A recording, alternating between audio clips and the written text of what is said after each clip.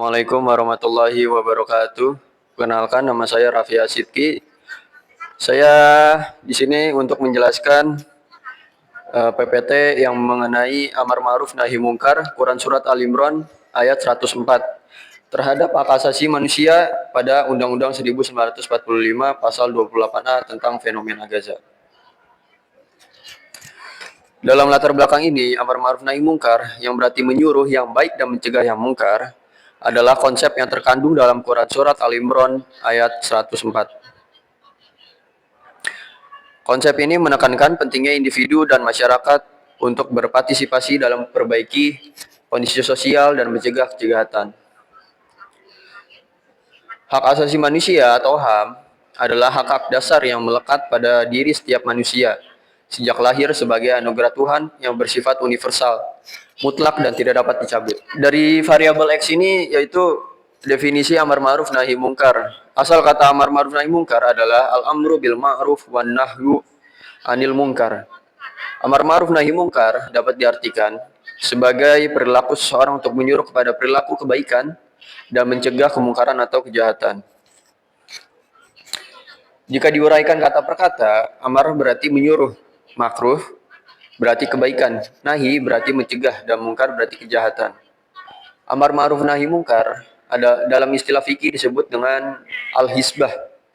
Ia adalah perintah yang ditujukan kepada semua masyarakat untuk mengajak atau menganjurkan pada perilaku kebaikan dan mencegah perilaku buruk. Adapun dasar hukum amar ma'ruf nahi mungkar yaitu ada di dalil Al-Quran surat Al Imran ayat 104 yang berbunyi itu A'udzu billahi minasyaitonir rajim. Bismillahirrahmanirrahim.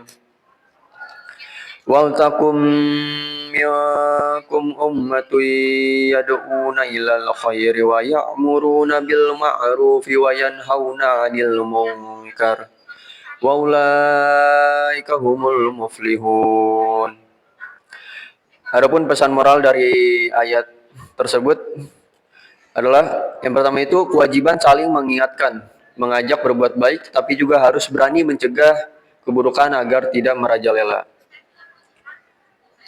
Dan pesan moral yang kedua itu tanggung jawab dalam kalimat hendaklah ada di antara kamu segolongan orang mengisyaratkan bahwa usaha perbaikan masyarakat tidak bisa dilakukan sendirian, tetapi dibutuhkan kerjasama dan manajemen yang baik. Selanjutnya itu ada dalil hadis tentang amar ma'ruf nahi mungkar yang berbunyi man ra'a minkum mungkaron falyughayyirhu biyadihi fa illam yastati fa bilisanihi fa illam yastati fa biqalbihi wa zalika adful iman. Pesan moral dari hadis di atas yaitu menentang pelaku kebatilan dan menolak kemungkaran adalah kewajiban yang dituntut dalam ajaran Islam atau setiap muslim sesuai kemampuan dan kekuatannya. Amal merupakan buah dari iman, maka menyingkirkan kemungkaran juga merupakan buahnya keimanan. Adapun variabel Y dari judul makalah ini yaitu definisi hak asasi manusia pada pasal 28A. Hak asasi manusia atau biasa disingkat HAM merupakan hak-hak dasar dan kebebasan yang melekat pada setiap manusia sejak lahir. Bersifat universal, tidak dapat cabut dan wajib dihormati, dilindungi, serta dipenuhi oleh negara dan masyarakat.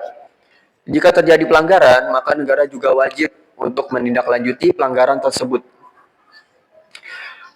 Adapun definisi hak asasi manusia menurut para ahli yaitu dari Prof. Kwenjoro Puerbo Pranoto. Arti HAM adalah suatu hak yang sifatnya mendasar atau juga asasi.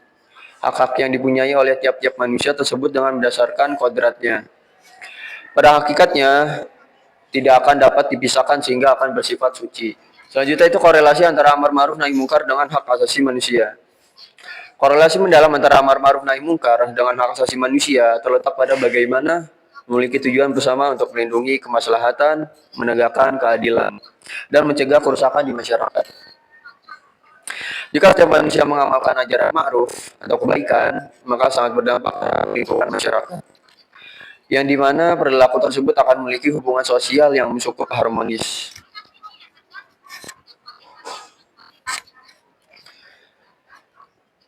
Selanjutnya itu ada solusi untuk menghasilkan peredaman dalam fenomena Gaza. Masalah ini relevan karena fenomena Gaza mencerminkan pelanggaran hak asasi manusia seperti hak atas kehidupan, kebebasan, dan keadilan yang bertentangan dengan prinsip amar ma'ruf nahi munkar dan pasal 28A Undang-Undang Dasar 1945. Urgensi terletak pada potensi solusi yang dapat diterapkan oleh masyarakat Indonesia dan komunitas global untuk mencegah eskalasi konflik, mempromosikan perdamaian, dan memperkuat solidaritas internasional. Tanpa solusi yang efektif, fenomena ini dapat memperburuk ketidakstabilan regional dan mengancam nilai-nilai hak asasi manusia universal. Dan yang terakhir itu ada simpulan, konsep amar ma'ruf nahi munkar sebagaimana tercantum dalam Quran Surat Al Imran ayat 104 memiliki keselarasan yang kuat dengan prinsip hak asasi manusia yang diatur dalam Undang-Undang Dasar 1945 pasal 28A. Khususnya dalam menjunjung tinggi hak asasi manusia untuk hidup dan mempertahankan kehidupan manusia.